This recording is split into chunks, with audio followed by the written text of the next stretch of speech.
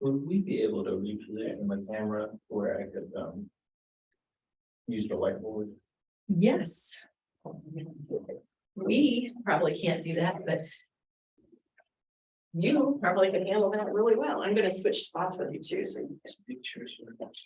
can spread out. I'll be your TA assistant that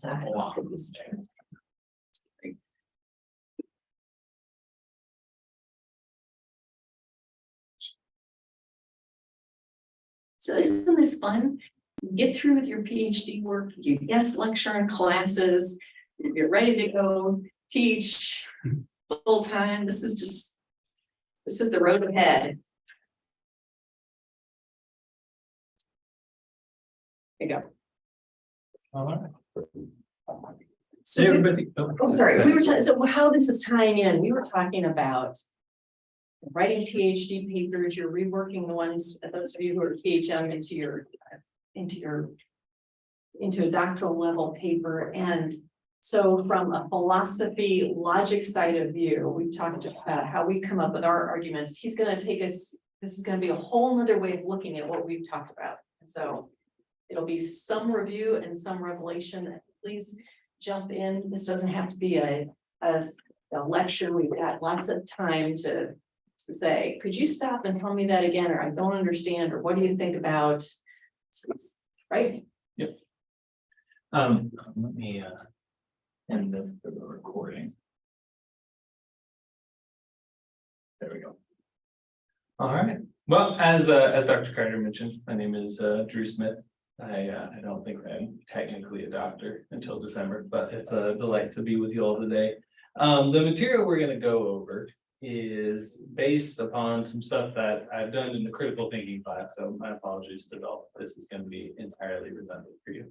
And we also, Dr. Crichton and I worked together to make it a workshop a couple of semesters ago. And so this is going to be an overview of that. And it's mainly focused on first establishing what is the goal of a research paper / even a dissertation or book length project. What are we trying to do, and what are the components of a good version of a research project like that? And then secondly, to introduce a technique called argument diagramming, which is a way to visually map out the writing process. And then we'll get into how you can implement that in some pretty granular ways into your writing structure. But before we get to that second part, I want us to start by just thinking through. And this is on your handout, so you can cheat, but the Lord will condemn you for it. So do not, if you can avoid looking at the handout for a second, just generally speaking, what would you say the function of a research essay is? Like, what is the purpose of it? Do you have an extra pen in your bag? I know I brought one.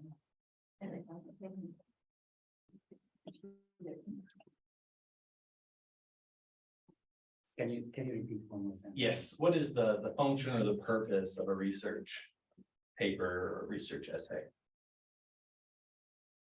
I can do a little bit of that.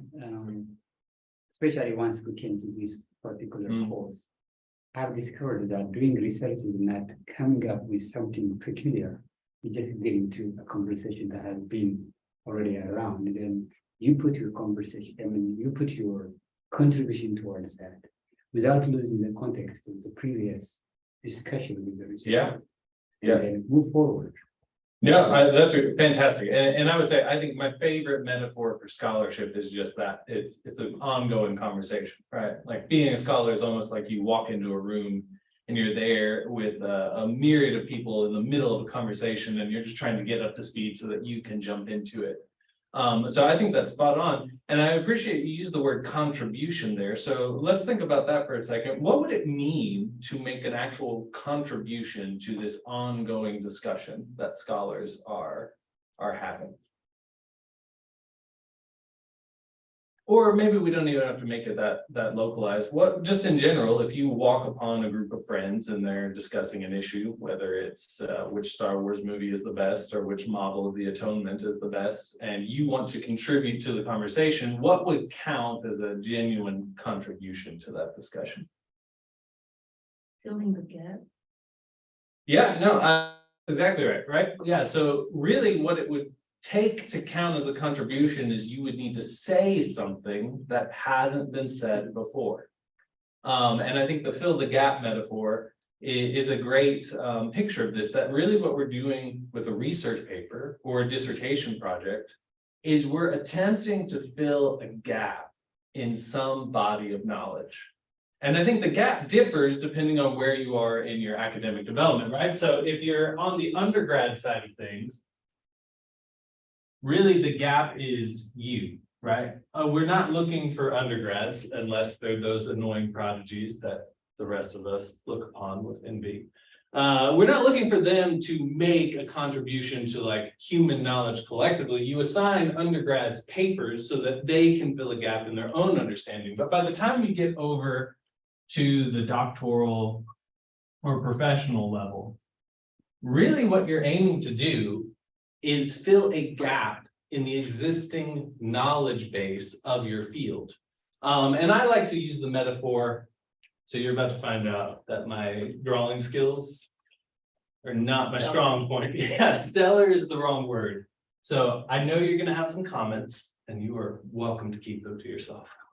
But if you can imagine this is a quilt, I think human knowledge is kind of like, I don't know if everybody's seen it, but have you seen those old school quilts where they're like individual patches and then each patch is stitched together?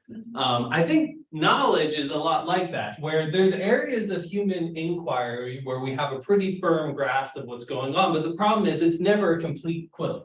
There's always squares missing or squares that have got pieces that aren't quite there, or even just like little fragments running through some of them. So what we've got is a patchy quilt, and what we're doing as scholars is attempting to fill these missing patches or mend the broken patches within the quilt. And so the first question you've got on the essay is, what is the purpose of or on the handout is, what is the purpose of a research essay? And I think generally speaking, the purpose is a research essay aims to fill a gap in an existing body of knowledge. So that's our goal. That's what we're shooting at. But then the question becomes, how do you do this? How do you create a patch for this quilt that's a good, high quality patch? And the answer I've given you on the handout is this. A good research essay defends a novel and clear answer to a precise, narrow, and significant question in an elegant style. So there's at least three main components to this answer. One is you're attempting to answer a precise, narrow, and significant question. The other is your answer needs to be clear and novel. And then the third component is you need to write it or craft this in an elegant style. So I'm not going to touch elegant style, mainly because there's nothing I could say that would anywhere pale, or anything I would say would pale in comparison to what Dr. Carter has to say about style. So I will leave that entirely to her. But I do want to focus on those other two components of the first thing you need is a clear, a precise, narrow, and significant question. So to illustrate this, let's use the examples I've given you there. And we'll start with the question. Actually, can you see the board, by the way? I should have asked this before. I can, yes, thanks. Let's start with the question, is baptism a good thing? Now, I don't know, I'm not going to assume we're all Baptists in this room, but just wherever denomination you come from. If I were to ask you, is baptism a good thing? How would you respond? Yes. Yes, okay, that's good. That was the answer. If you said no, this was going to be a very different class. Yeah, all right. Now, let's just pretend for a second that we are all Baptists in here. And maybe that's the case, I'm not sure. If I were to ask a Presbyterian, is baptism a good thing? How would you imagine they would respond? Yes. Yes. Yeah, they would probably say yes as well. But notice that there's an ambiguity here, because when the Baptist says, yes, baptism is a good thing, and the Presbyterian says, yes, baptism is a good thing, they're actually referring to two different conceptions of baptism. So the problem with this question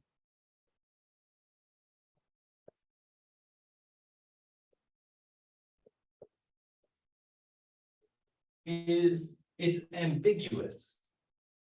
And because it's ambiguous, what this means is if we're going back to our quilt, it's not at all clear which square I'm attempting to fill the hole for, right? If I've got two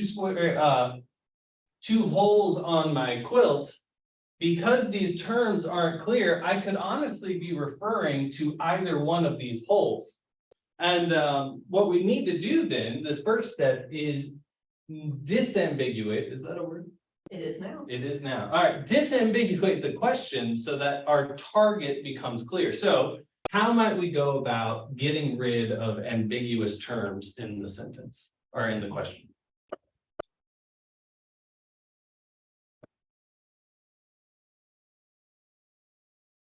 Define something. Clear. Okay, so what terms in there probably need to be defined more clearly if we're going to, okay, so definitely baptism. Anything else?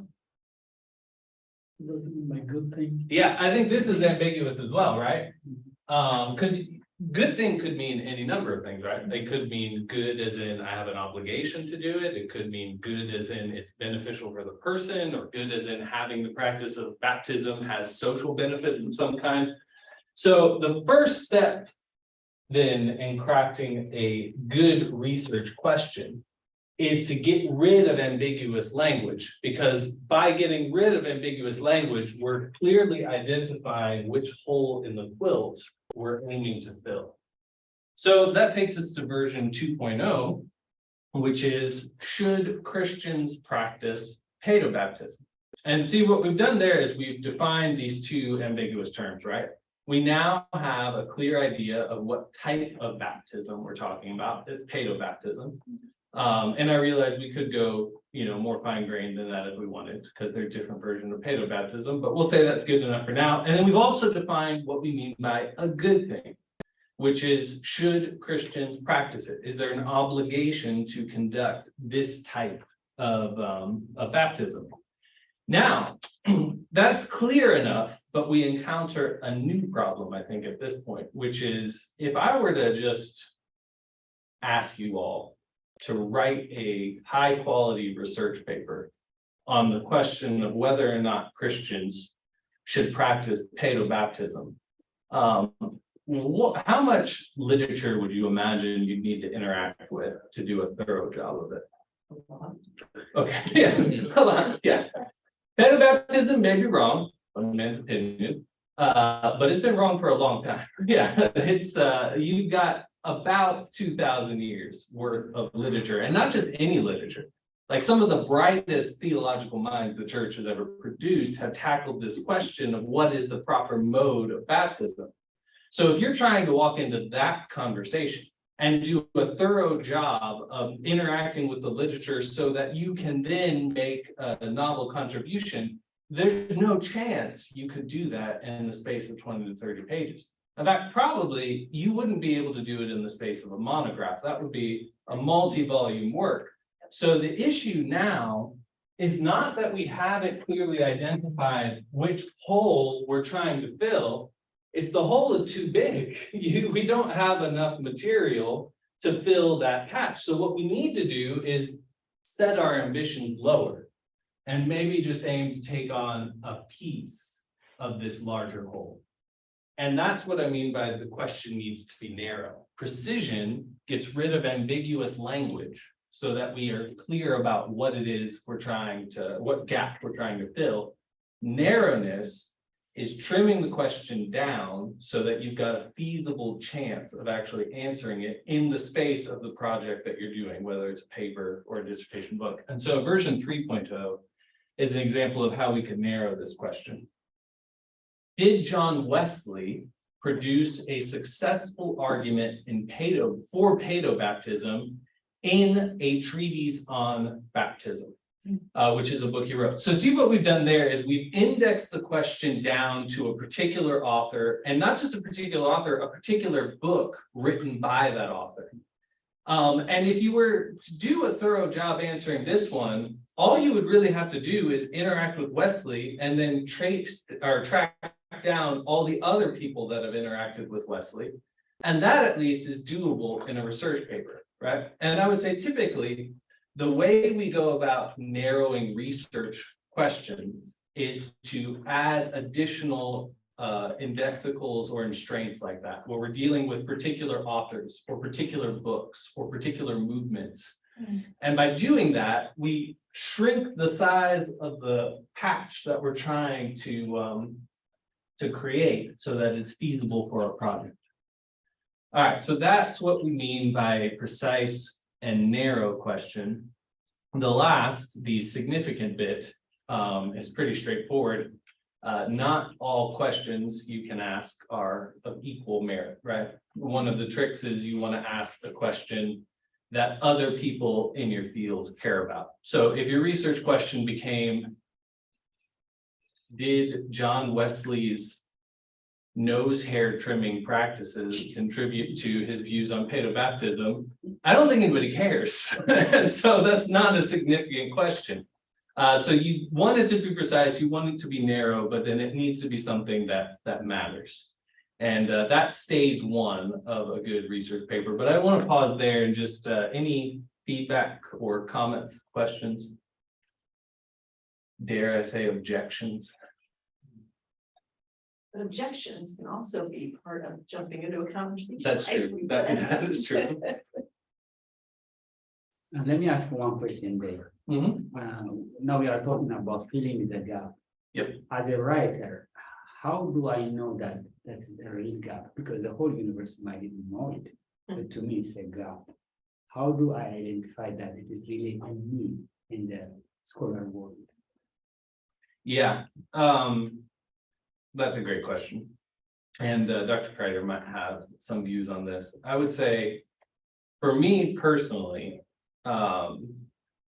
it has typically come about just by worming my way through the literature in my field, right? And I think this is one of the reasons that we don't have very many people that are cross-domain experts, because to find these kinds of lacunas and niches, you have to know the literature in your field decently well, right? Now, I think you can kind of jerry-rig your way there by if you can find high-quality dictionary and encyclopedia articles. So in my field, the Stanford University has an online resource called the Stanford Encyclopedia of Philosophy. And it's a unique resource in that scholars writing in it will often make novel contributions in the encyclopedia entry. And then they're very long and very thorough. So typically, what you can do is kind of go to a resource like that, and it will map out the terrain for you. And then you can pick like a sub area to drill down on and look for what people have said about that. Maybe a little bit more concretely, and this is just, I know this isn't the way it's supposed to work. So Dr. Kreider, I'm sorry. No. This is the way I've gotten a few like conference presentation level papers that I've done, is I'll read an author and I'll have a harebrained idea. And then I'll go to Google Scholar and I'll do a citation search for, and I can show you all how to do that if you're not familiar with it. And I'll just start flipping through and seeing, has anybody else said what I'm thinking about the author? And if they hadn't, then I've got my niche, right? But if they have, then maybe I can play off what they've said, or more likely I'll just get super discouraged, buy some ice cream and forget the whole idea. I'm an emotional eater, so I don't know if this is the place to admit that, but it is true. Yeah. Good. Any other thoughts or questions about that?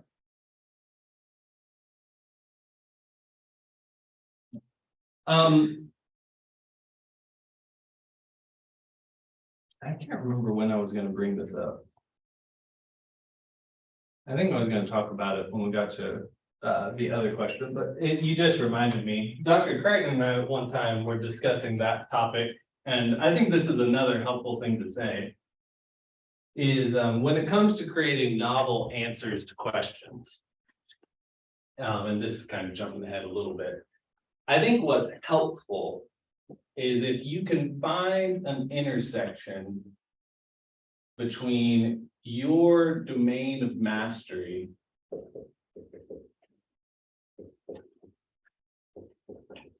and the question at hand.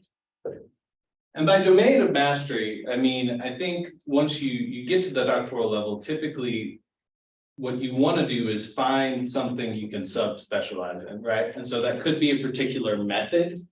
So for instance, I've had friends who they were doing New Testament stuff and they subspecialized in various like linguistical analyses. And so what they were able to do then is say they were in a seminar on the book of Romans and they get assigned Romans 1 through 18. Now what they're doing is they're taking this method of linguistical analysis, looking at the subject matter of the question they've been given and trying to find a place where their domain of expertise intersects with the question. I think another common way to do this is mastering particular historic thinkers. Or if you're a New Testament, Old Testament guy, particular books of the Bible.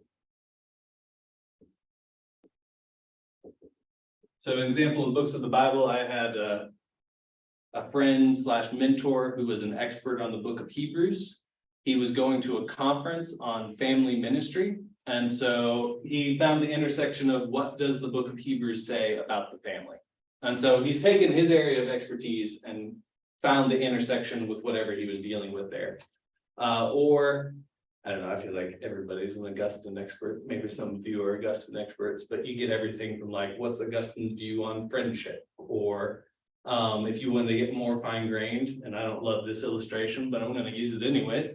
It could be something like you're wondering, how does Augustine's understanding of friendship inform how men struggling with homosexuality should attempt to form relationships with other men, something like that. So there you've taken what you're an expert in, which is Augustine's thinking, and intersected with the question at hand. And I would say this is one way to generate novelty, right? Because typically, if you can tackle a question from an angle that nobody else has tackled it because they're not experts in your particular niche, you can usually come up with some kind of novel way of doing things. I could give a few more illustrations, but is that clear enough or does that make sense? Yeah, it did. Yeah.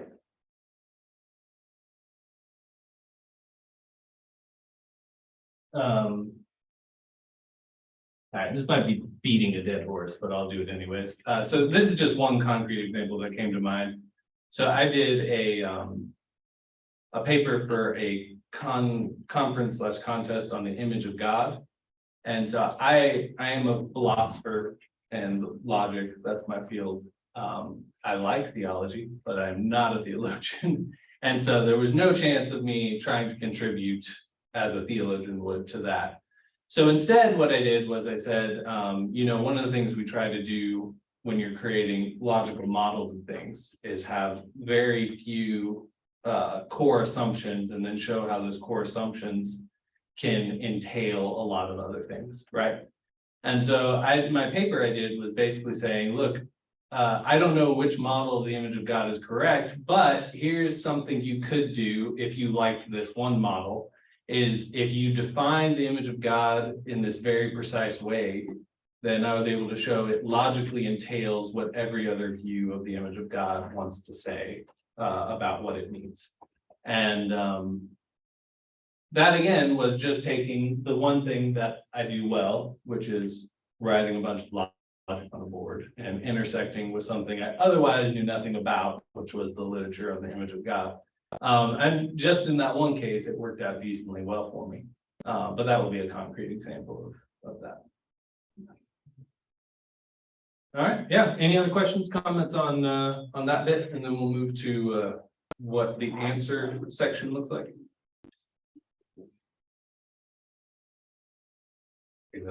Okay. So we've got our precise, narrow, and significant question. now we're switching over to the answer side, and what we want is a clear and novel answer. So we've really just talked about the novel bit. You want to answer the question in a way nobody else has done, because otherwise it's not a contribution, right? It's just redundancy at that point, which is fine if you're at the undergrad level, but not really what is being looked for at the doctoral or professional level. So then the other issue is the answer needs to be clear. And here, I've given you 3 more example answers, and I'd like to work through each of these and, as we did before, identify some problems with them. So number 1 was, I think John Wesley's argument for paedobaptism was good enough that people should pay attention to it. Okay. So what are some issues you all see with that first answer there?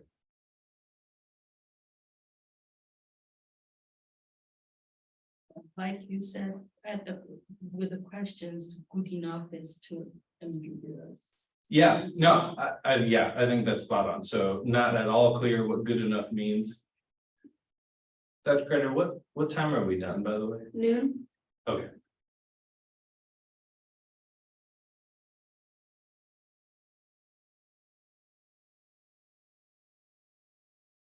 Any other problems you'll see with that? I think people is not clear what kind of people. No, yeah, that's, I hadn't even thought of that one, but that's spot on. Yeah, you're not saying who should pay attention to it, right? Yeah. Because when you just say people, you could genuinely be saying something like kindergarten students ought to pay attention to John Wesley's argument, which is, I don't know how you raise your children, but I find that absurd. Yeah, And the answer does not include the definition of John Wesley's argument. It's not clearly showing what John Wesley's argument is. yeah, no, fair enough. Yeah, yeah, I think that's right. You know, and then just to notice a few other things. So one is, please never begin a sentence with "I think" in the paper. I don't know, Dr. Kreider. I was gonna say that. Okay, well, that's. I literally put that in there just to trigger for this section. Thank you. But yeah, no, if you're writing it, we know it's what you think. So you don't have to include "I think" as part of the sentence. The other thing is, it's a pretty anemic answer, right? To just say people should pay attention to it, you haven't really answered the question. All you've said is, hey, this is interesting, but that doesn't tell you, does the argument work or does it not work? I actually used this example off of a paper that I, in fact, wrote and was told by my mentor at the time, this is a worthless thesis statement. Nobody cares that you think everybody else should pay attention to this guy. And so lesson learned, now I'm sharing it with you all. We want strong claims, right? Modest claims, but strong claims. And just saying, pay attention to this guy is not really a strong claim. So that's some problems, but suppose we then give it another go. And answer 2.0 is John Wesley's argument for paedobaptism is weak for various reasons. So we've changed our mind now. We no longer think it's good. Now we think it's weak for various reasons. Are there any ambiguities in that statement?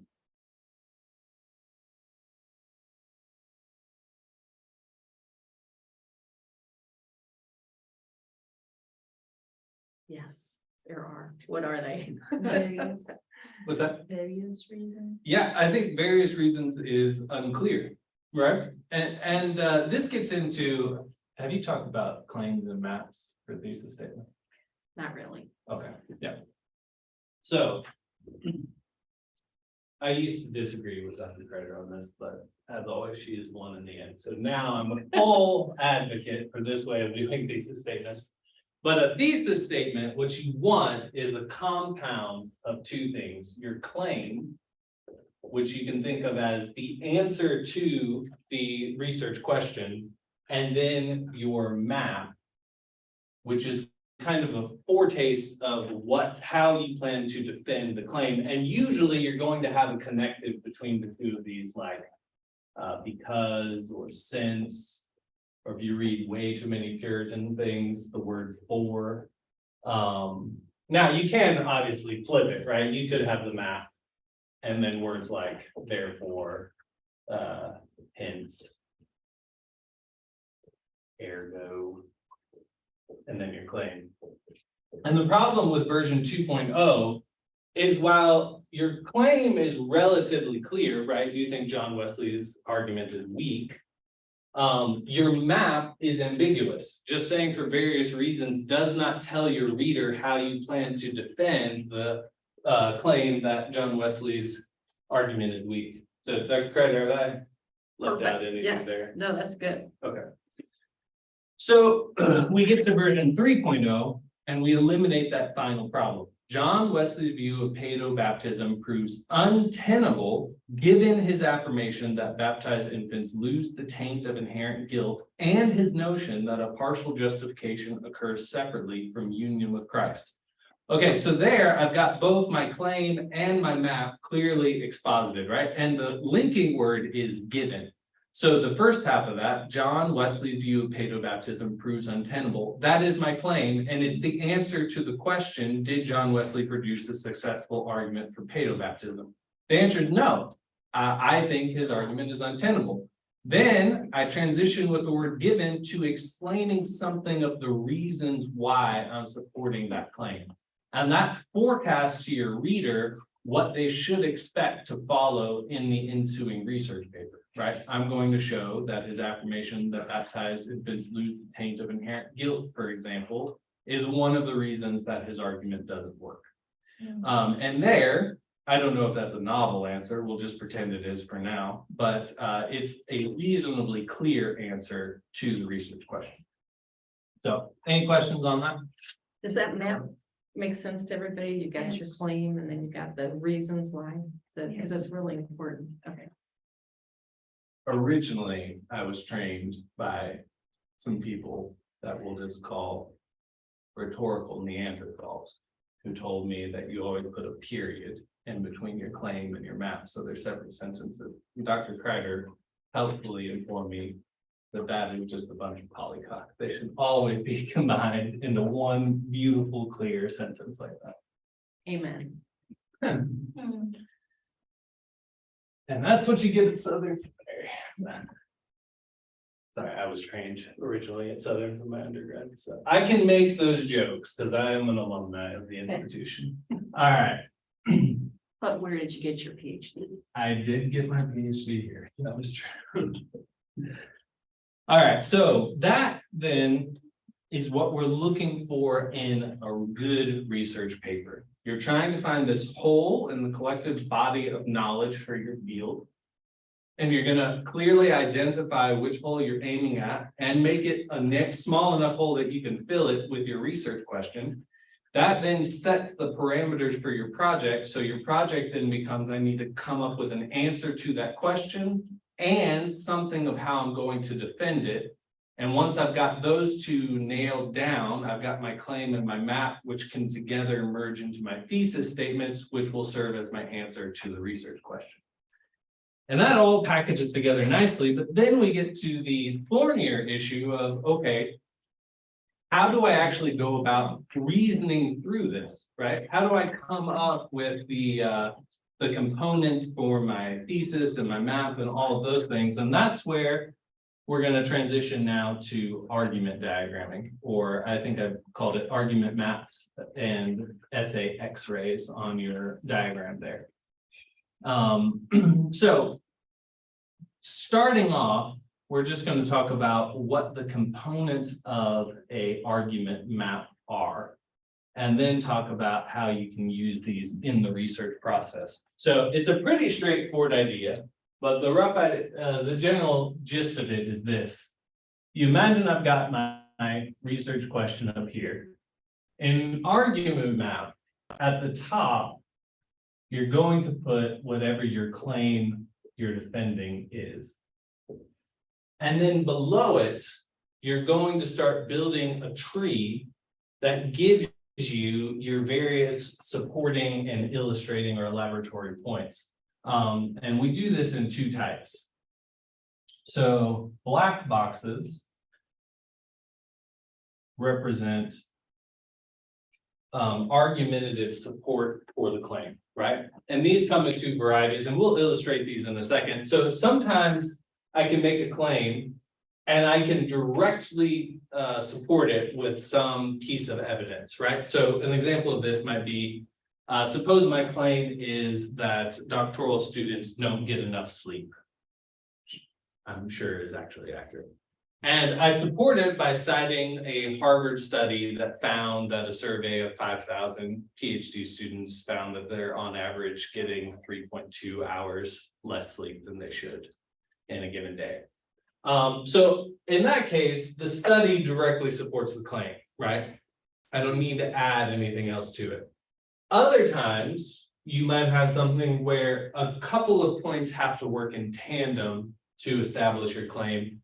And this is particularly true when you've got more logic-y sounding arguments. So for instance, there's a pretty well-known, I know not everybody's in the philosophy apologetics field, but there's a pretty well-known argument called the Kalam cosmological argument. It goes like this. It's relatively straightforward. Whatever begins to exist has a cause, right? So I began to exist. My parents were the cause of me. My car began to exist. The manufacturing plant was the cause of it. Whatever begins to exist has a cause. So that's premise one. Put that there.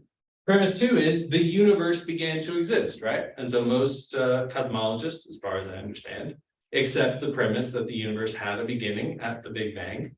And so if you combine those two, then you get the conclusion of, therefore, the universe has a cause. Something caused the universe to come into existence. And notice that neither of those in isolation supports the claim the universe has a cause. It's only when they work in tandem that you get there. So those are the two types of supporting points or arrows. You've got a direct box to the claim, and then you've got things working in tandem. And you can see how you can build these on top of each other, right? So once I've got my two premises, like the universe began to exist, then I could maybe support that with, here's some scientific literature, here's some philosophical arguments, and then I've got my claim, whatever begins to exist has a cause. I can support that by saying, well, isn't it intuitively obvious? Doesn't it comport with everything we've seen? And you just start building it down like this. The other element you add for these argument diagrams is what I call elaboration boxes. So sadly, humans don't read them like robots. And we do like things such as illustrations and clarifications and even fun stories, things like that. And those, strictly speaking, are not part of the argument for, they're things you're adding to it. And so that would be a blue box, right? And so I might say something like, the universe began to exist, or sorry, I might say something like, whatever begins to exist has a cause. And notice what I immediately did afterwards was I illustrated it to you. And that would be in the argument diagram, blue boxes. So I use the illustration of, well, I began to exist and I have a cause, or my car began to exist, so it has a cause. So I was supporting it, not necessarily with like arguments that prove it's true, but just ways of illustrating it. And that's the core of how argument diagramming works. You've got these two types of boxes and you're just building out the tree of your argument to support your claim. In a second, I think we've got enough time for this. I'd like to do a practice example of this, but any questions just on this level of how the procedure works? I probably have missed it, but where does the use of empirical data or something that the researcher himself could come into this, meaning here are doctoral students. Then the same claim that we are trying to, let's say you said you brought some research work from Harvard University, so it was research statement. But on top of that, let's do research on Southwestern students, doctoral students. Let's prove it to be wrong. Where does that data and the finding comes into this? Yeah, no, that's a great question. So I say you can use that sort of data in one of two ways, and it really depends on how big your sample size is. So if you've got a robust sample size and you've done a good study, like what the Harvard study did or what you just explained. Then I think it would count as a black box, like that's the empirical support for your claim. The problem is typically, if you've got a small sample size, like a sample size of 1. That's really a weak argument of support, but it is helpful as an illustration. So for example, if I'm making the claim, whatever begins to exist has a cause. And then I point out that I began to exist and I do have a cause, which is my parents. Okay, that by itself is not strong support for my claim, but it does illustrate the claim. But if I was able to step back and say something stronger, like every single empirical observation humans have ever made of something beginning to exist involves it having a cause, which I think is true. Well, now that's pretty strong, right? Because I've got a massive sample size for it. So does that make sense? That Yeah, distinction there? I saw the whole interview. Yeah. Good question. Okay. Well, let's practice this. Yeah, we got enough time. And then we'll go from there. So this is my stock illustration, and I pick it because it's lighthearted. And every time I've let students pick their own practice question, it ends up being very, very serious and sometimes emotionally gripping. And I don't really care to do that right now. So we're going to pick as our research question, what is the best pet?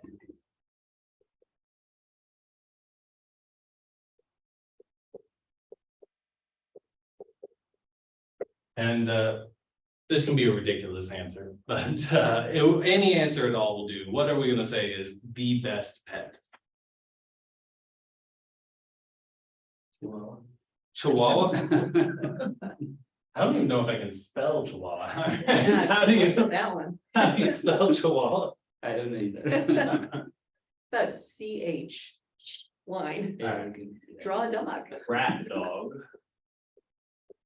Or Chihuahua. Is the best pet. I don't know, does anybody own Chihuahua in here? I really took a risk calling it a rat dog, I'm not realizing, but yeah, it is the best pet. If the one person watching the recording happens to be a Chihuahua owner, I deeply apologize for my insensitive joke. Are you Sandra? I am Joel? not, no, no. Okay, we're okay.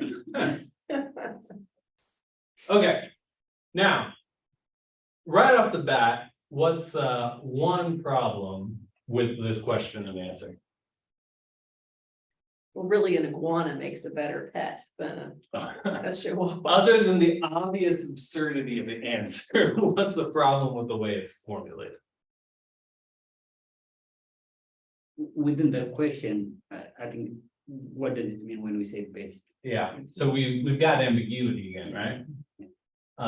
This clearly answers that. And this is a great example of how ambiguity in your research question leads to ambiguity in your thesis statement. If you don't have your question clearly defined, then typically your thesis isn't going to be clearly defined either. And then one of two things will happen. You'll either end up with a paper that's arguing for multiple things, or you will in fact pick one meaning of the question and argue for that, in which case you should have made it clear to your readers that that's what you were on about. So how could we narrow down the word best? Like what's one conception or meaning of what it counts to be the best pet?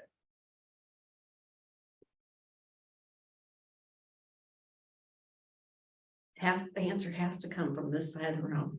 That's true. It has been kind of one-sided. Can choose any answer, but what would you say is best for you for a pet?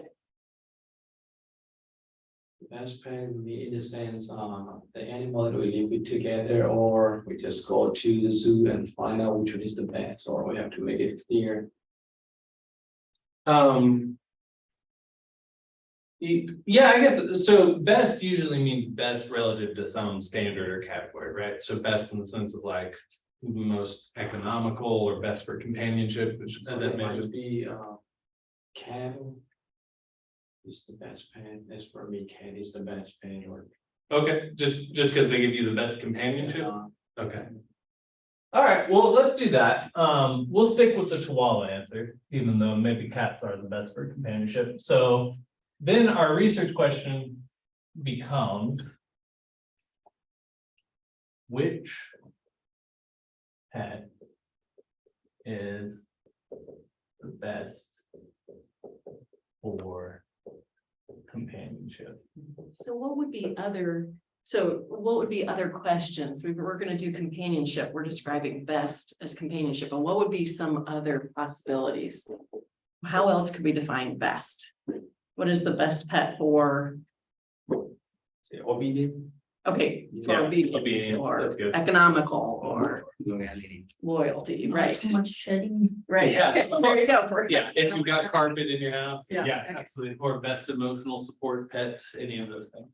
And the point being, you're gonna write a completely different paper Mm. depending on how you define best, right? No, that's fine. Okay, so we have now come to the conclusion. Perhaps we're looking. That Chihuahuas are the best pet for companionship, so now the question becomes, all right, well, how am I going to support, or how are we going to support that? So. Again, these do not need to be high quality arguments, they just need to be arguments. How would you argue that Chihuahuas are the best pet for companionship? Size. Size, yeah, okay, so they're small. But what about being small makes them good for companionship? Yeah, you can take them everywhere. Any of you seen the movie Legally Blonde? I haven't, obviously, I'm just asking. No, I haven't seen the movie Legally Blonde, but yeah, she carries that thing everywhere because it's small. But notice, we've got 2 points there that are actually working in tandem. It's small, and if it's small, then I can take it anywhere. Actually, this would be 3 different ones. So. Well, we'll leave it there. It doesn't need to go anywhere further than that.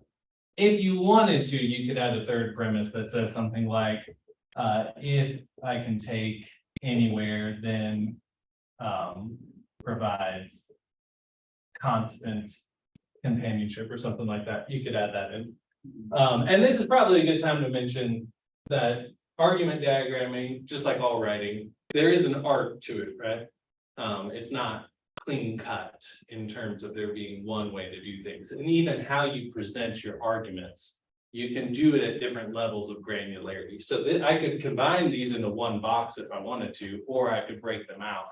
And I'd say typically you want to break them out when you plan on supporting each independently. So in this case, I probably don't need to support that Chihuahuas are small because most people are aware Chihuahuas are small. Yeah, but we'll leave it as is. Okay, so that's a good argument. If they're small, so I can take them anywhere, that kind of gives me constant companionship. What else do we have? I don't know much about a Chihuahua, does anybody know? If they're friendly, it seems like they would be, All right, well, for purposes of this, we're gonna assume that they're friendly. At least to their owners, because I can attest they are not friendly to everybody else.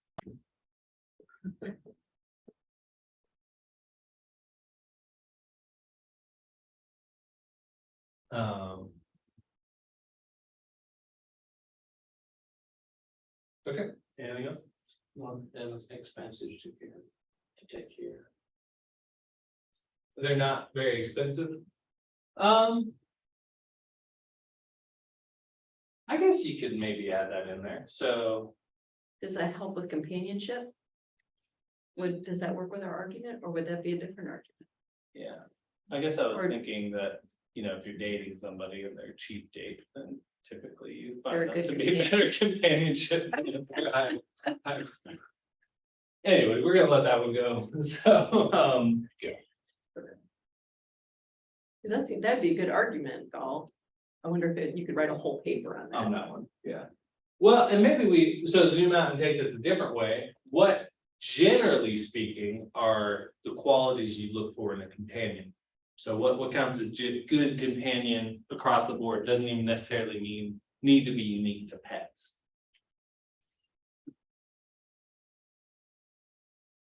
And obviously for you and all, it's a cheap date. Yep, I'm worried anything I say at this point, if it gets back to my wife, is gonna be bad for me, so I'm just gonna end it.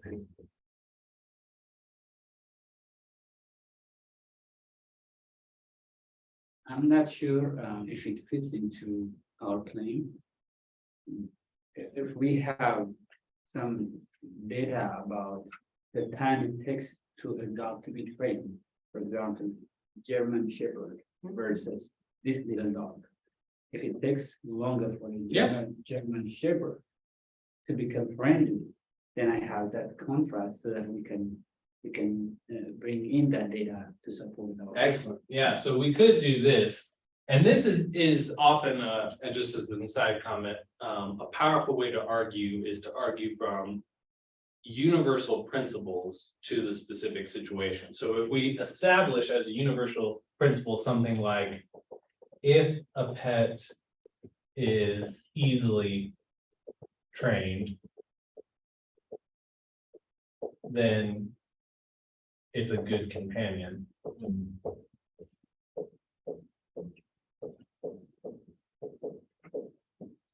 And then we can show that our good friends, the Chihuahuas, are easily trained.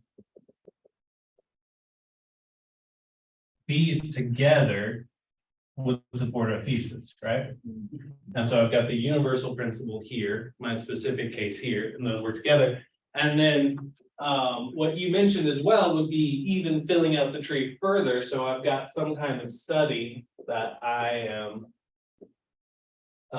tacking on to support that claim. And then if we wanted to go back, and generally speaking, this again is just if you decide argument diagramming is something you want to get into, which I hope you will. As I often say in my critical thinking class, everybody has a cult they belong to. This is my cult, the cult of argument diagramming, and all are welcome to join us. So if you decide this is something you want to do in the future, typically what I find easiest to do is get my argumentative core in there first, and then go back with my blue pen and think, how can I illustrate or clarify these things? So I've got this, and then maybe I've got a story I can tell of a time that my Chihuahua was very friendly. Like that. Or maybe I want to show how I know someone that trained their Chihuahua, and we'll say something crazy like 5 days. And I can tell that story. And again, this is poor argumentative support, right? The fact that I have a friendly Chihuahua, or I've got a friend that quickly trained their one Chihuahua, that's not robust enough to count as good evidence for these claims, but they are great concrete stories that we can tell to illustrate and engage our reader. Have you done the wheel of abstraction? Yes. Yeah. Well, we've done the ladder. We Did you haven't abandon really the wheel? turned it. No. Okay, well, Not- so you can think of the blue boxes as ways of descending the ladder of abstraction. I've made my point at these somewhat general levels, and then I'm gonna make it concrete by telling you stories. All right, so once we've got this, what you can do now is automatically generate your thesis statement. Because notice what I have is my claim.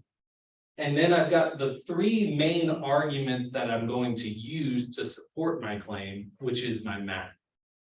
So now all I would have to do for my thesis is something like Chihuahuas are. That's embarrassing. All right, Chihuahuas are the best pets for companionship because and then I'll just do this to demarcate them. You can take them anywhere, Second, they're friendly.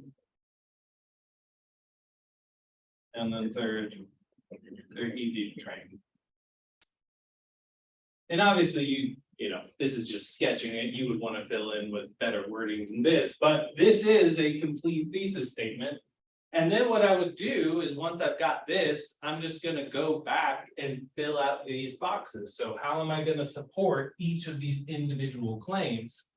And that also gives you the structure for your paper, right? Because usually what you're gonna do is I'm gonna have my introductory paragraph, and this is going to include my thesis somewhere. And then what I might do is something as simple as section 1. I'm defending this first argument, and then section 2. I'm defending this argument, and then section 3. My last argument, and then you just have your conclusion where you sum it all up again. And again, this is kind of a wooden way to generate a paper, but it is a very tight and effective way, because you can see how now everything fits together perfectly. There's no wasted space in your paper. All of this relates directly to your claim, and it's controlling the flow of how your paper fits together. So can we go back to two things? You were talking about empirical studies. So where would you put an empirical study of 50 Chihuahua dog owners give their, how long it took to train them? Where does that fit? Is that its own black box? Is it a blue box?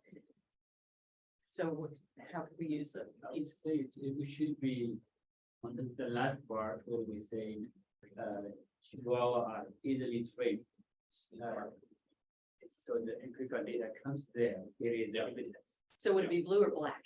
it's gonna be blue. Yes, okay, let's go back to your comment about, because they're inexpensive. So if we wanted to use the inexpensive, well, how many jumps would we have to take to get it worked into that? Do you see what I mean? So we have to go back to, okay. Chihuahuas are the best for companionship, they're the best pets for companionship. So how do we get from companionship to they're inexpensive? If we really wanted If to you wanted use to, that, yeah. how many leaps, So, and would it take the two? Would that be an To get example of, yeah? yeah, can no, we I'd put say that in somehow? you could, I think that would be an argument from analogy. And Okay. so, arguments from analogy typically work this way.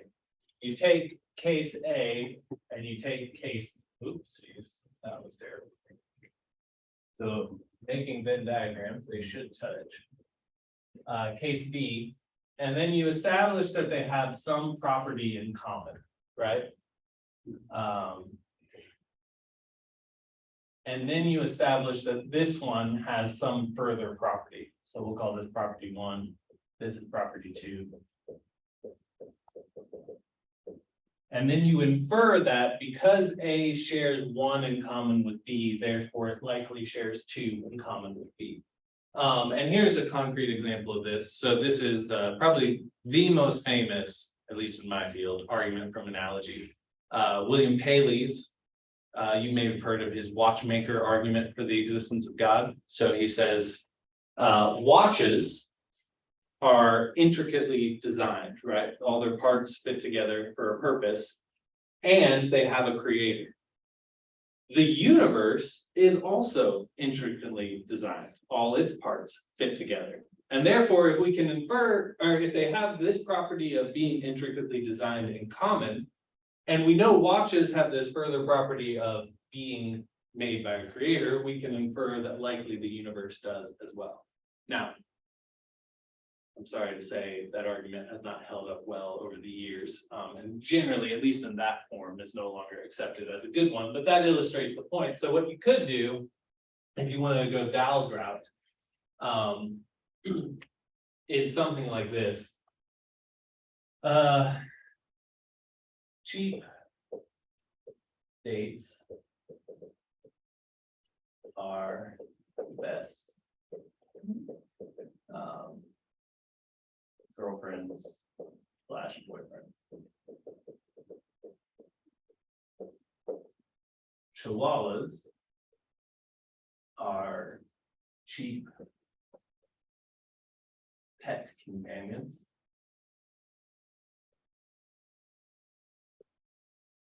And then I'm out of space, so we're just gonna pretend these work together. I infer that therefore they're the best companions, right? And so what I've done here is I've established Chihuahuas and good girlfriends slash boyfriends have this property in common of being cheap companions. And since that makes girlfriends, boyfriends the best romantic companions, therefore by analogy, it makes Chihuahuas the best pet companions. That, But it becomes more of a stretch. yeah, I don't know if And I so buy you- that argument, but it is an argument on the board. Yeah. Yeah. Okay, thank you. Okay. I'm gonna pause here. I know I just threw a lot at you all. So any questions or comments about this structure we've got here?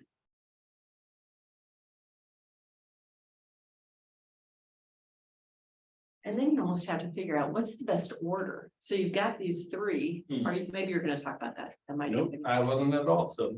So section 1, 2, and 3, but then is it gonna be more effective to talk about it's to take them anywhere or is friendly or easy to train? Which point do you, just because it's on the diagram that way, because it's, you can move pieces around, whereas when we do an outline, this is what I think Drew's really convinced me about, because I always am just outlining things. But writers tend to do, when we put things in an outline, we stick with that outline form. Whereas if you do the diagramming, you can think, oh, well, I'm gonna move that box here. It's not so just linear. And so you see more of the potential of how an argument can be reshaped to be more effective. So that's another thing I really like about, I mean, I'm all about linear arguments. But No, that's good. And it didn't come up this time, but what sometimes happens when I do this exercise with classes is we'll realize that arguments can be grouped together. So you might, when you're in the brainstorming phase, think of two separate arguments and then realize that they're actually just examples of a broader theme. So you can move them together to where now they're supporting some point. So for instance, I could say something like, not only are Chihuahuas friendly to owners, but Chihuahuas are friendly to strangers. And when I'm brainstorming, I might just make these two separate points, but then I go back and I say to myself, you know what, actually, these two just kind of go together to support the broader point that Chihuahuas are friendly pets, right? So instead, what I could do is get rid of this and say Chihuahuas are friendly. And that's my big one. And now these two boxes are just supporting that point. And so then when I get to section 2, I might have a couple of paragraphs talking about how Chihuahuas are really friendly to owners, and then I'll tell a personal story about that. And then I might have another couple of paragraphs talking about how they're friendly to strangers, and maybe I tell the story of, hey, my niece came to visit one time and the Chihuahua jumped in her lap and showed her around the house. I don't know if Chihuahuas do things like that. And in that section as well. Yeah. Okay. So here's assuming we don't have any questions at this level, and I'm happy to take as much time talking about this as you want. Here's what I'd like to do now. I'm gonna erase this, and I want to show you all just at the high level view how I used argument diagramming to plan out my dissertation project.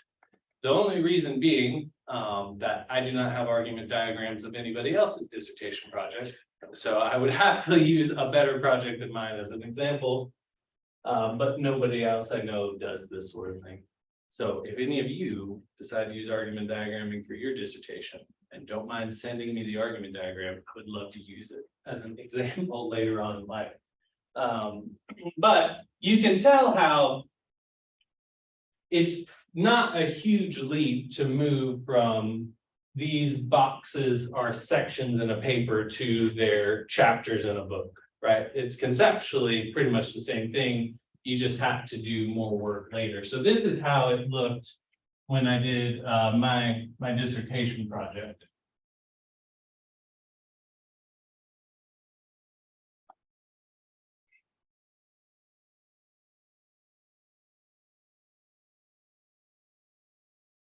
And before I write this up here, obviously, I don't know what fields you all are in, but I'm sure that if any of us were to talk about our fields to someone that's not in them, there'd be a bunch of terms we didn't recognize, so. There may be some terms in here that you're not familiar with, but that's fine. I don't think the exact terminology matters all that much. So here's my thesis statement.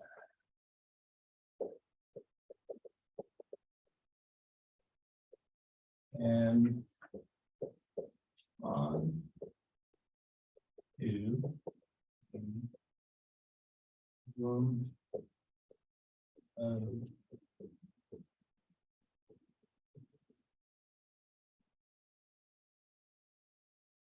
either.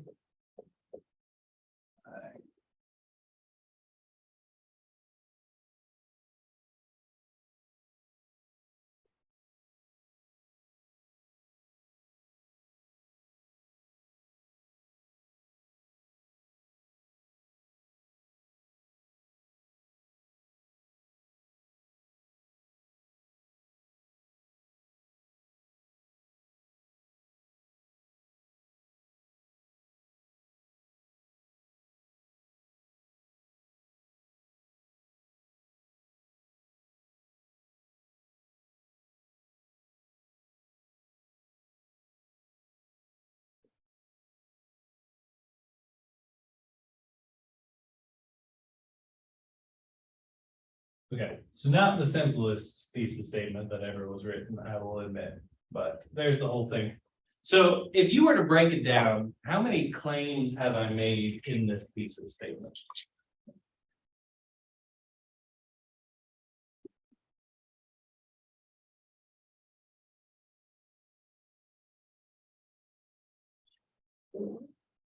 Four? Okay, go for it. So it's three. Respond, reject. Adopting. Yeah. Null. Yeah.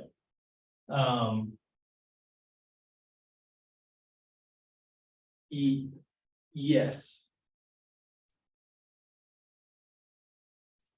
So. Yeah, as you mentioned it, I'm now realizing there's probably multiple ways to answer that question. So maybe I should just tell you what I had in mind. In my view, this is really, I've made there's two components to my claim, right?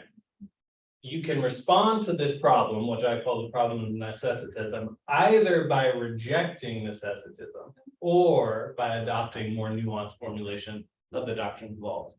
And typically, I would say, it's not uncommon to have thesis statements that are compound claims, right? It's not always the case that we're arguing for like a single proposition. Sometimes we've got one or two propositions that are meshed together, and not in a way where they're unrelated, but usually what you're gonna wanna do if you've got a claim that's like A plus B is automatically, you're gonna wanna break these apart. So it looks like this. And then what you'll have to do in your project is establish both independently. So in my case, obviously my central claim is Christians can respond to the problem of necessitism, but then I've broken it down into two distinct ways that I can do that, right? Do you have a different way you'd phrase that? No, I was thinking that your claim is Christians can respond to the problem of necessitism.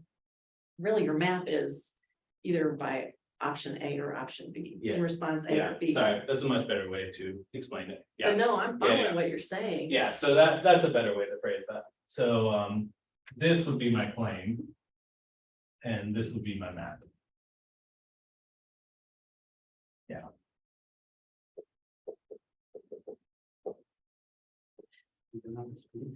There we go. But I'm not sure, I mean, I think you could argue it the way you are too, that really the claim is that it's an either or proposition, and now you're gonna explore one and the other. You know, yeah, I was using the term claim ambiguously there. I wasn't thinking about this, but that is a better way to do it. So, yeah, that would be the claim. There's the map. And so what I did with the rest of the project was chapter 1. I started off. I'm not sure I'm right about that though, Drew. I mean, maybe the whole claim is Christians have two ways of responding to necessitism. That's the claim, and then the map is A and B.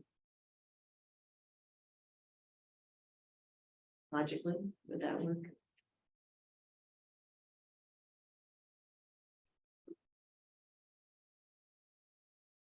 I think Okay, this way of doing it, the first reason. it's your dissertation, you tell me.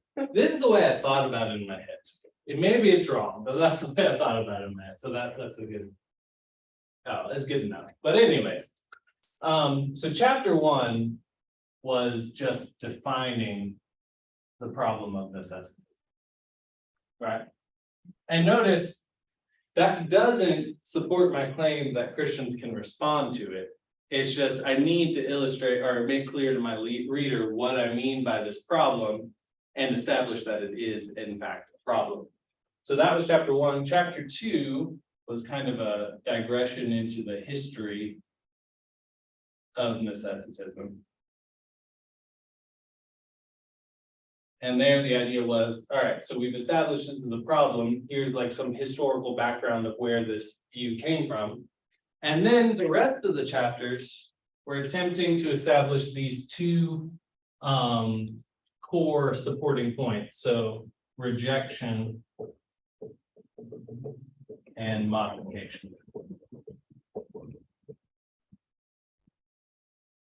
And chapter 3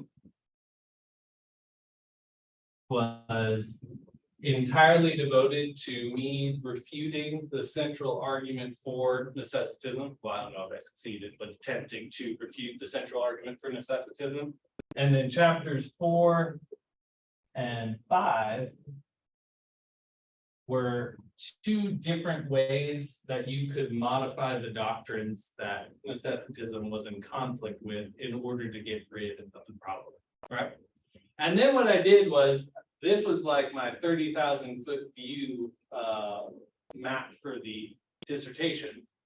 Then when I got to individual chapters, I just took this and made it my new claim for the chapter. So like chapter 3 became Christians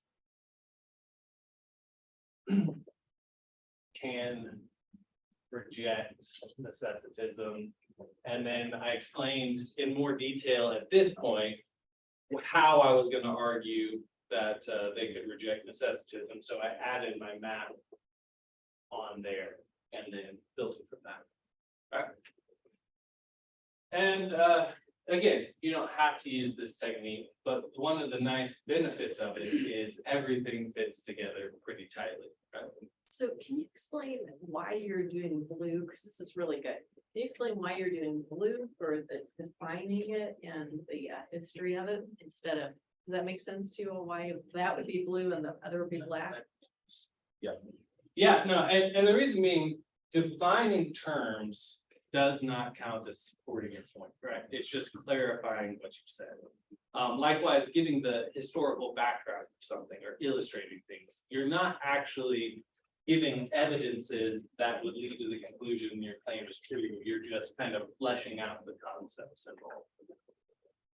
Which is really important because a lot of people get stuck in that part of the argument, not realizing, oh, it's blue. It's not the main support that's correct. claim. Yeah. Mhm. What do you do about conclusions then? So when you got to your 5th chapter, so you have your definite defining the terms, then you're doing the history, then you're doing your main claims. What did you do about your, how would you have mapped your conclusion? Is that black? Is it blue? Or did you not? Is that a part? Oh, yeah, I guess I've never thought of it that way. The conclusion for me was just summarizing this high level map again. Okay. I don't know, what, do you have a different way?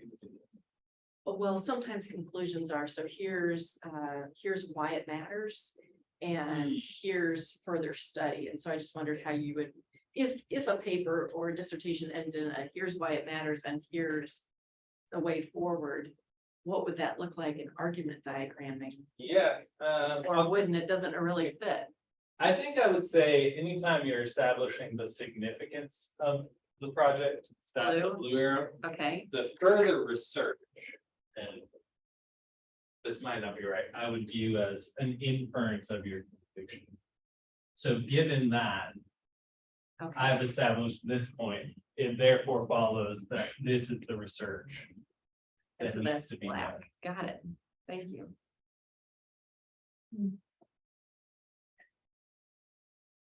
So before you go on, can I ask you one other question? This is your class, you may do anything you would like with it. So a lot of times Drew and I sit next to each other in chapel. And he always has his graph paper pad out and he's always argument diagramming the sermon that's presented in chapel. Why do you do that and what are you doing? Because not only are you creating arguments using diagramming then, argument diagram, but you're also analyzing other people's arguments. So can you explain that? Yeah, well, as to the why, it's because, as I mentioned previously, this is my cult, and therefore I use it at all times for all things, including, no, I was gonna say including love letters to my wife. I've never actually done that. That would be ridiculous.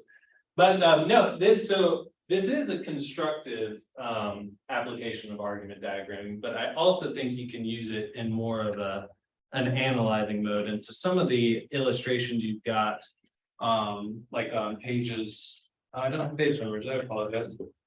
But these are scans of argument diagrams that I've done.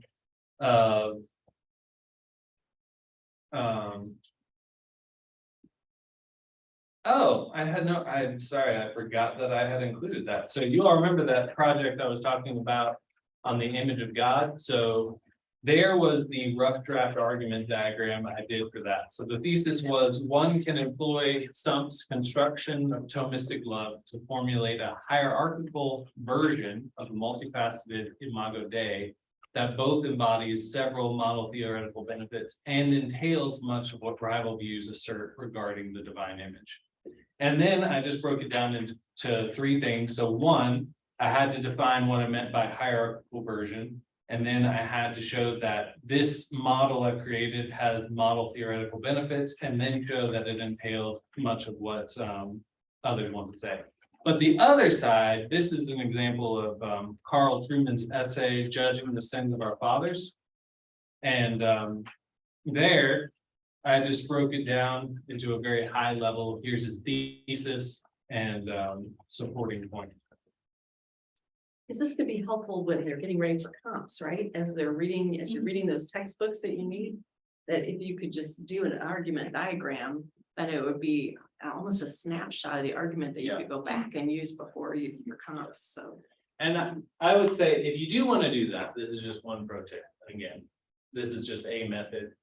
There's brilliant people that have never used argument diagramming. Obviously, the most brilliant people do, but there's still brilliant people that have not used argument diagramming. Step one should always be hunt down the thesis. And some authors are really good at hiding it, and other authors are pretty good at telling you.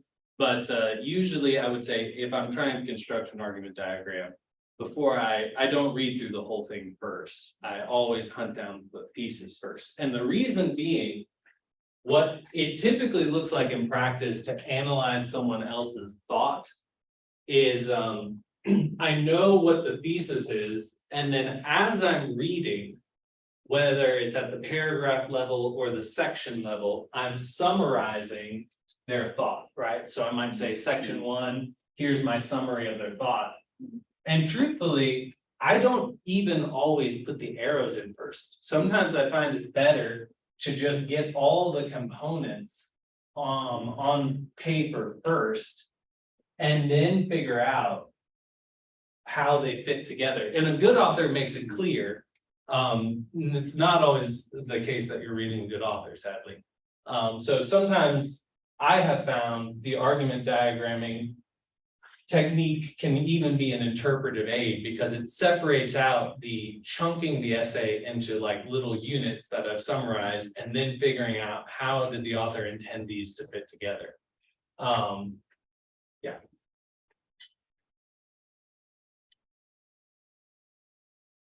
Okay. Thank you. I had one more thing, or a couple more things I wanted us to do, but did you have anything else, Dr. Craig, or any questions or comments? Okay, Keep going, that's. so I'm gonna erase this now. last thing I want to talk about is, now that we've got the basics of the argument diagramming down, what does it look like to implement this when you're actually going through the process of trying to construct a research paper, right? Because what I gave you there was the finished product of what my dissertation my argument diagram for the dissertation looked like when it was said and done. But that was not what it looked like many months ago when I started the whole ordeal. So what does it look like to do the process? And this is one approach, and Dr. Carter, do feel free to jump in at any point to either rebuke me for things or add new things. But here's one way this can look is, I would say typically you're going to start your research project with your question, right? You need to get that nailed down. And to be honest, like, you might have some back and forth where the question gets tweaked or changed as you're going along. Sometimes when I give feedback to students just recently, I assigned a project where they had to write their thesis or the research question and their thesis statement.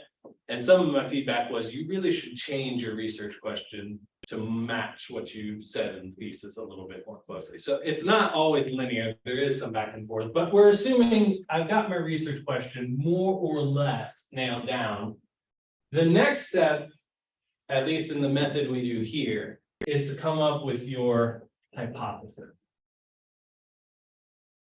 Or my draft thesis. Or what we've been calling a working thesis. That's even better. Working thesis.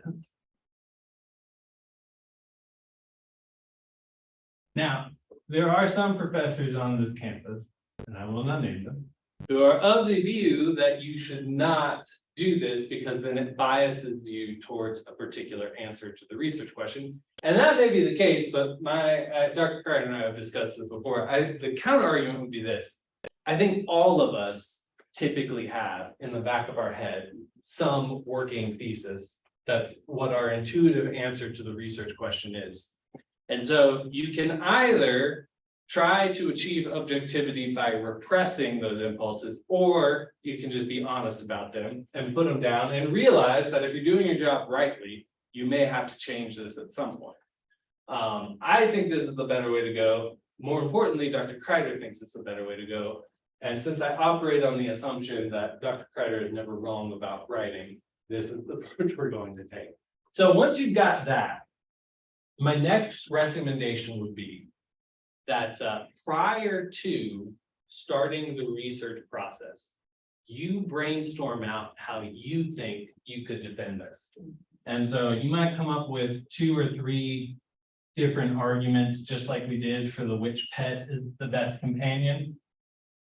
And those just are on a piece of paper, right? And you can build out the tree further if you want. You can go down and get things like this. But this at least gets all your thoughts on the table. And because it's in argument diagramming form, one of the nice things is you've got a low level of commitment, right? It's not like you wrote 5 paragraphs on this argument, which makes throwing it away really hard. You just sketched it out on a piece of paper. So if you have to trash it, it's no big deal.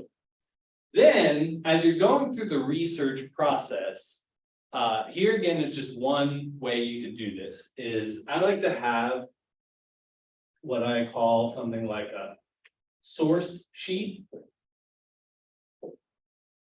And as I'm reading, I will number these. And then I'll include quotes or summaries of what they've said, things like that. And then I'll start plugging those into my argument diagram or various iterations of it. So it may be that, hey, there's a quote, which we'll just call source 1, that really supports that, right? Or maybe source 2 is a completely different argument I hadn't thought about before, and I'm going to use that there. Or I haven't introduced this yet, but I'll use red for objections. Maybe source 3 is a really good objection to my hypothesis, and so I'm gonna have to deal with that somewhere in my paper. And you can see how this just lets you plug stuff in, or maybe I read source 4 and realize that this argument is trash. Source 4 has killed it, so I'm just gonna get rid of it because of that. Thankfully, source 2, I just realized that doesn't look at all like 2 or an S for that matter. So do you color code your notes? As far as, okay, that quote really is a red, or no? Yes, yeah, Okay. yeah, so in my bag at all times, I have a green, a red. And a blue and a black pen, so that you can use the color coding system So what's the green? So you haven't mentioned. for questions, but that's more in a. I also use this anytime I do like a Sunday school lesson or a sermon, and so I'll use green for questions. But again, that's just if you want to walk all the way into the cult with me. If you do, I'm happy to talk about this more and all the many aspects or uses of argument diagramming that exist out there, but this at least is how you can get your first draft and then incorporate your research into this as you're going along. And then what you'll get after you've revised it a few times is something like this, depending on the length of the project. Here's my thesis. And now I've not only got my 3 main arguments, I've built it down to where I've got this full tree of supporting points and illustrative points. And you can do this to whatever level of granularity you care to. It could be all the way down to the paragraph level, or it could be just down to the section level, whatever you find helpful. But it will end up looking something like this. And then you can just start your writing process. And I'll be honest, usually what ends up happening, at least for me, is when I start writing, there's added clarity that comes to actually writing, right? So sometimes this ends up changing a bit as I go along. And I find it helpful to oscillate back and forth to where I'll create and so for my dissertation, for example, I would create an argument diagram for a chapter, I'd write the chapter, and then I'd go back and make an argument diagram for what I just wrote. And a lot of times I'd realize that as I was adding things or changing things in the writing process, I need to rearrange them or reword them to make it clearer what the structure is. And that is one nice benefit of using argument diagrams to review yourself, is sometimes you realize that you kind of went off the rails. And now you've got stuff that needs to be moved around to make it a little bit more clear. But then that cyclical process of going back and forth between the diagram and the writing, it works as kind of a self-editing procedure. All right. And that's pretty much it. So just to recap, the goal of a research essay is you're trying to fill this gap in the collective knowledge of your field. And to do that well, you need to start by coming up with a precise, narrow, and significant research question. It needs to be precise, meaning you don't have ambiguous language, so you know exactly which hole you're trying to fill. It needs to be narrow so that you can feasibly do a good job filling it in the scope of your project. And then it needs to be significant, so somebody would actually care enough to publish it. And then in turn, you need to have a clear answer, but also a novel answer, something that's unique to the conversation thus far, which often comes about by taking your area of specialization and intersecting it with your research question. Once you've got that, then you want to establish your answer in addition to the main ways you plan to argue for that claim, which is going to be your map. And what the argument diagram gives you is just a visual representation of how your thesis and your map fit together, and then how you can, if you want, incorporate sources and drafting into the process.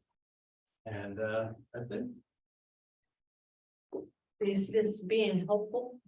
This is a really intriguing way of approaching things. And as Drew mentioned, so as he's plotting out his argument, and we both work from this assumption, there are professors who say, don't come up with your thesis ahead of time, that should be the conclusion of your paper, but the conclusion becomes your thesis in the final draft, if that's the way you work.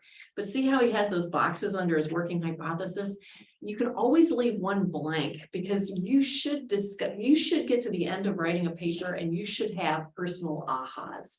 Things, I never feel like I've really gotten the fun of a paper or learned something until there's a box there I didn't expect to show up. I've had to rethink things myself. So anyway, I know you do that, as far as we don't always assume our answers are right. We're out researching and changing things around.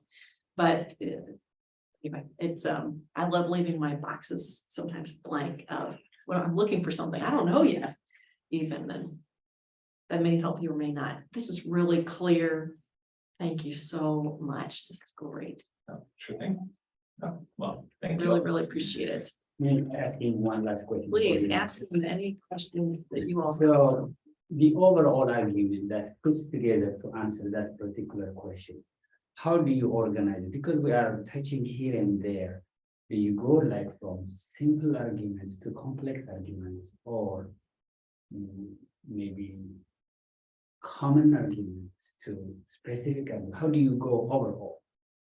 Because if we touch 3-4 argument areas, they may not be exactly the same because they are trying to address different issues, and their complexity varies. Yeah. How Yeah, do you- good question. So I guess two thoughts come to mind. If you look at that illustration, the last page, the qualed out one, we did not touch on, but those are, well, we get that at noon. Mhm. I can circle back around to that if you would like, or we can just let it go. If you look at the second to last page where I have that thesis statement from one of my papers, that actually is an example, a better example of what it looks like to have a compound thesis. So I don't have my map in there. Are you talking about this one? Yes, this one right here. Okay. Yeah.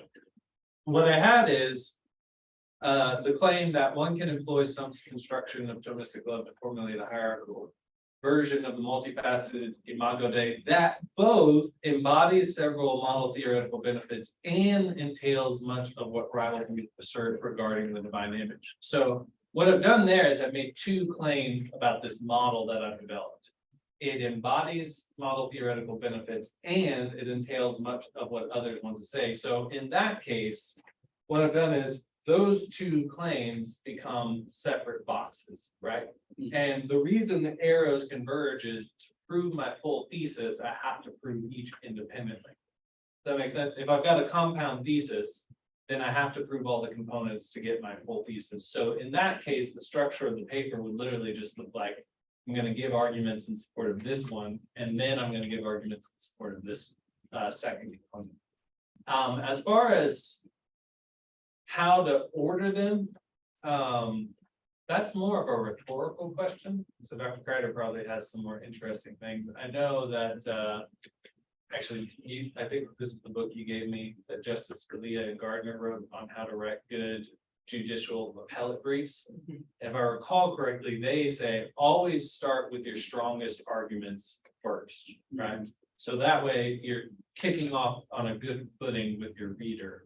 And then as you add weaker auxiliary arguments to your strong argument, it has the feel of, you're just kind of layering it on top. You've already got a solid base and now you're kind of putting the icing on the cake. I don't know if you've got thoughts on the best way to structure arguments like that. And you also want to finish with really put your weakest stuff in the middle. So usually it's, and books are put together like this too. They usually have, if you have an edited volume of articles, they'll usually put a really strong one to start.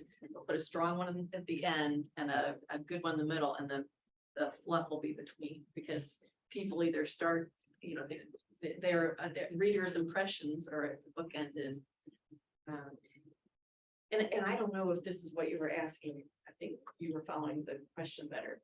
the one concern when you start an argument is you don't want to start with some general in all of world history kind of thing. You want to go back to what Drew was saying about making sure your argument is narrow. If you start too big with in all of world history, then you've kind of lost your audience. If you're starting with something so general, everybody knows it, it's not intriguing enough to start with. How does that work with logic? Is that, inductive, deductive? Am I going against logical? Yeah, rules? I think that's right. I'd say I can think of times where maybe that you would have something that broad, but it's something you kind of pass over quickly. Like in a few sentences, you mentioned the general principle and then you move immediately into the concrete. But I think you're right, you wouldn't wanna, like, that's not gonna be a good hook for your reader if you start with this. I don't know if that's. My question was, even with our case with the Chihuahua, we brought in 3 different areas. Yeah. It's friendliness, whatever those 3 things. How do I put the order of those 3? That's what my question was. Oh, yeah, no, I think that's kind of up to you and what you think would work best with your audience. So I think Dr. Kreider's recommendation was maybe start and end with whichever of those 2 you think is the strongest argument, but the weakest one in the middle.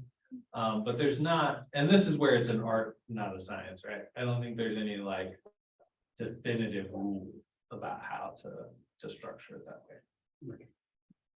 If you come up with some though, I would love to hear them.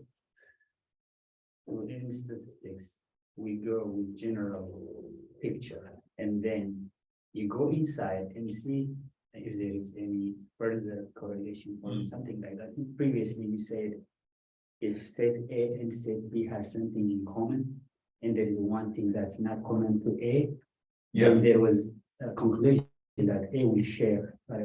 In statistics, what we do is we check if there is any strong association between the 2 points within B. Yeah, Set B. If there is a strong association between the 2 points within B, then we can infer that inference you mentioned earlier. But if there is a weak relationship between the 2 points, yeah. there is no inference that A will share common with B. Hmm. I don't know if I'm clear. Mhm. Yeah, Yes, no, that makes yes, a lot of Yeah. that works. So those are the things. that's going Yes, to, Yeah. absolutely. Yeah, that's fair. And since that's working in your mind and how you think, use that structure.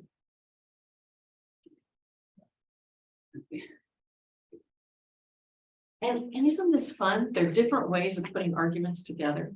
And you've got to think about your audience and your context and the issue itself. It's just very, it's fun.